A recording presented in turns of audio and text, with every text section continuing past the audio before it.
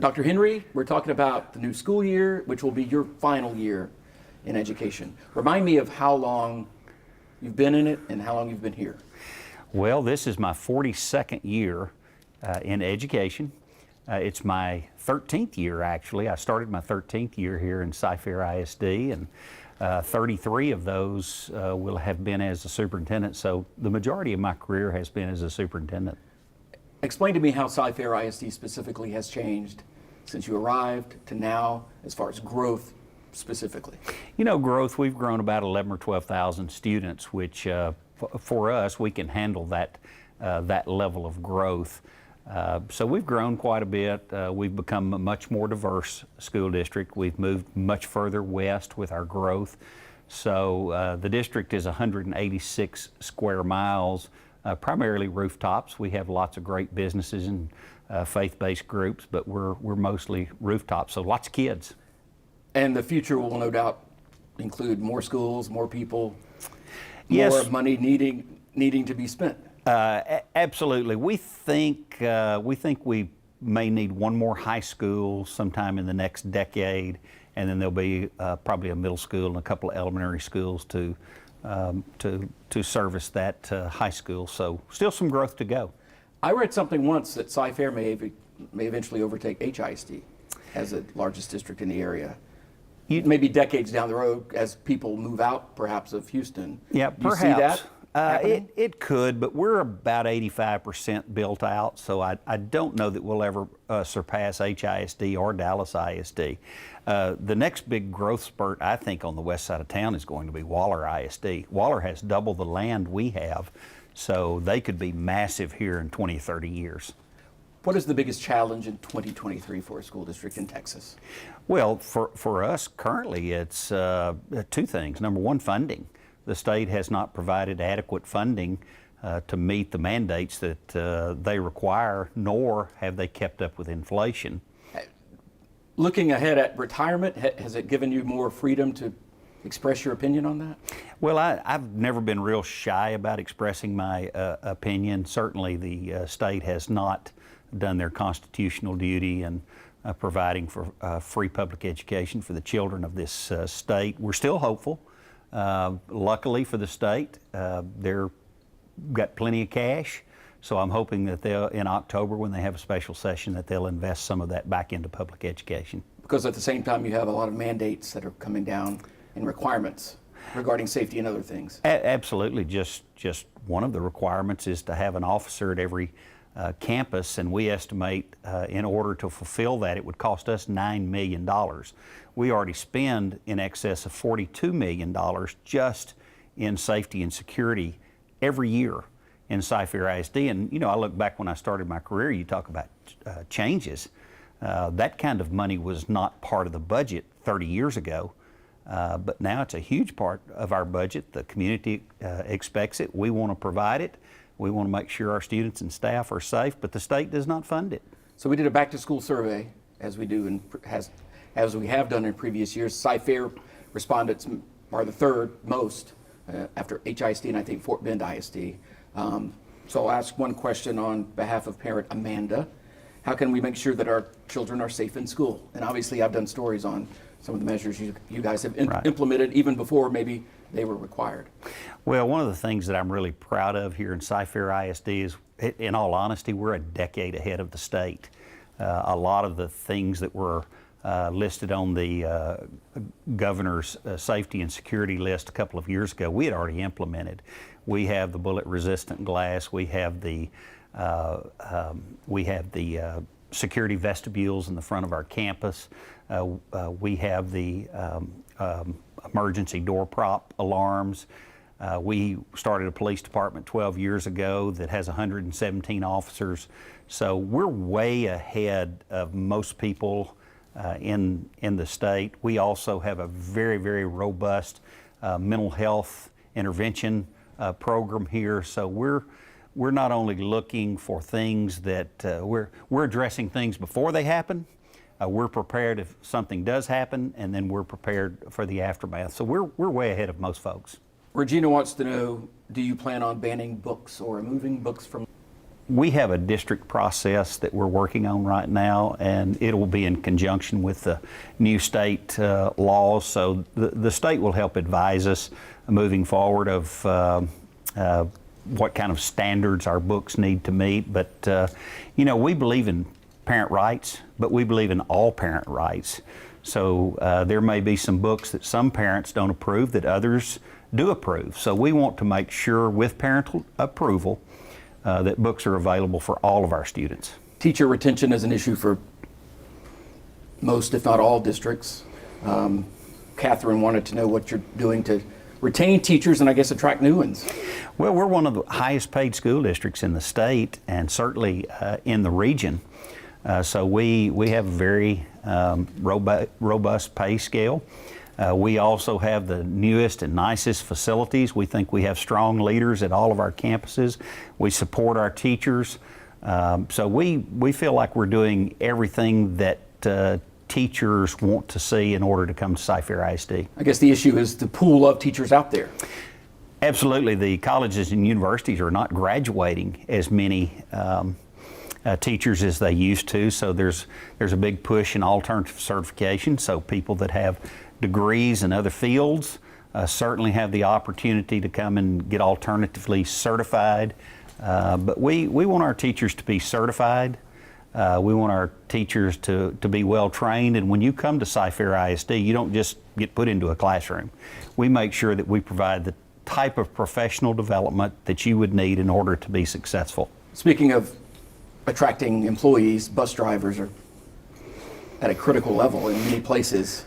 Are you among the districts that have kind of changed routes in order to maximize, say, one bus throughout the day? Well, one thing we went to last year, we did have a 3-tiered system where every bus driver would drive 3 routes, but now we've gone to 4-tiered system. So that's helped us with a little bit. I think that requires about 75 fewer bus drivers by doing that. But having said that, we're still 100 bus drivers short. So we have mechanics, even our transportation director has to drive a bus some days. So bus drivers are one of the biggest challenges we have, as well as other operations areas. Crosby ISD, some other smaller, much smaller districts have gone to 4-day school weeks. Is that something Cy-Fair would ever consider? And Cassandra asked about that. Well, I would say with me here, no. That's not something that I think would fly in Cy-Fair ISD. I'm not even sure I agree with that philosophy, but I say that about Cy-Fair ISD. Other districts have to make their own decisions, but here I think 5 days is appropriate. Would it be a much easier thing to do in a very small district, you think? Oh, absolutely. I mean, you know, when I was in a single high school district as a superintendent, there were a lot of things that we could do because it did not have quite as many moving parts. But here, lots of moving parts. What changes are being made to curriculum? I'm not sure if that's just a general question.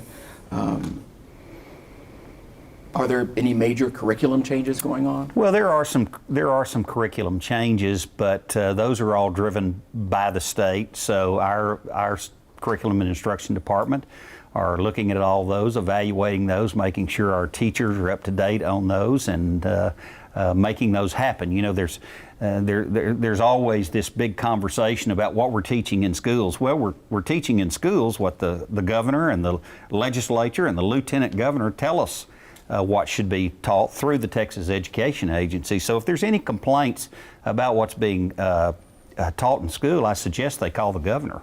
What about bullying?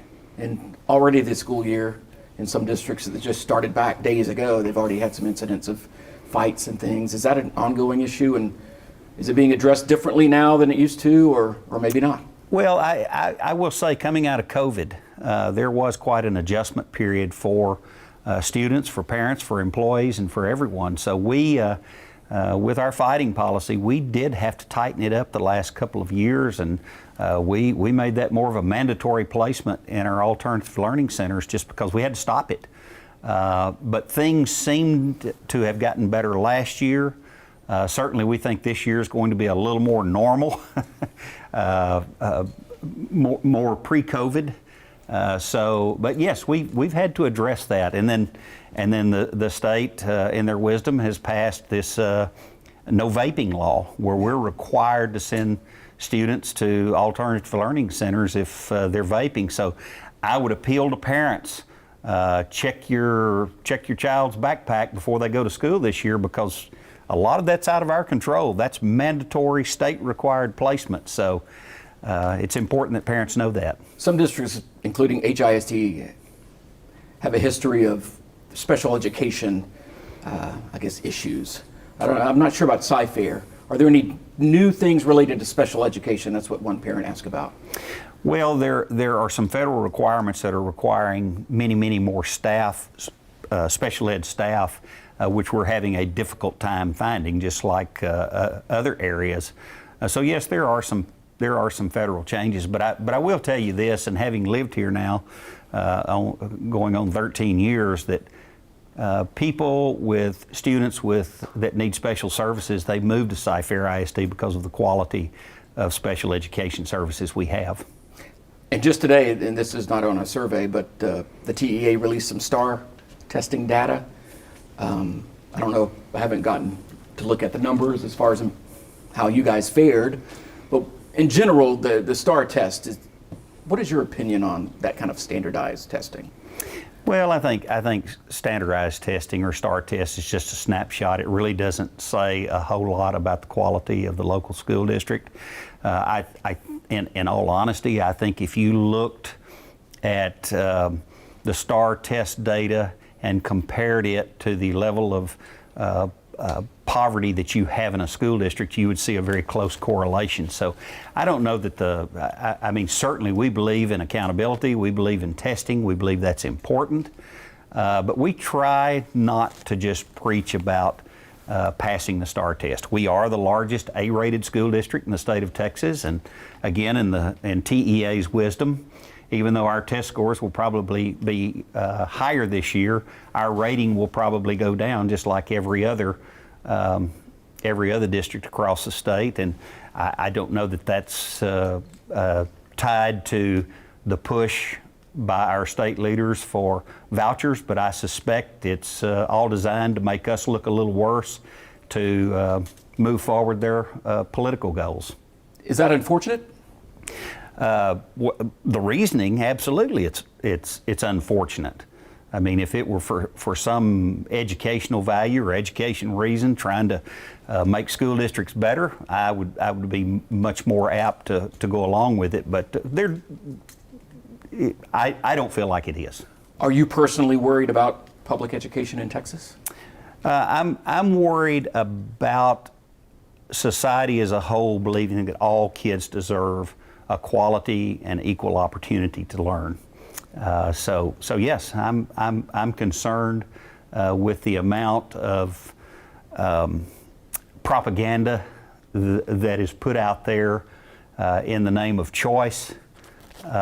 Where I think if you go back to the history of choice, I think you see that there's a strong correlation among those types of theories or to segregate kids. And I don't necessarily mean racial segregation. It may be economic segregation. But I'm a strong believer that every child that's born or comes to this country deserves an equal opportunity to achieve the best that they can be, and I think we're losing some of that. It doesn't sound like you're going to wash your hands of like concern or engagement when you retire. Oh no, I'll be much more honest once I retire. So that will be at least refreshing for me, that I can say what I really think. And when you go down 290 and see this building with your name on it, will you be proud of what you did here, or just in general, how does it feel to have a building named after you? Well, you know, it's a real honor. I never anticipated that when I came to Cy-Fair in 2011. You know, as superintendents, we hope we can make it 5 years, because we think it takes about 5 years to make an impact on a district. And here I am, my 13th year, and I've just been surrounded by such a supportive team, a supportive community, and a supportive board. I'm just part to be a small cog in that. Anything else? No, I appreciate you and appreciate y'all's support, fairness. Thank you.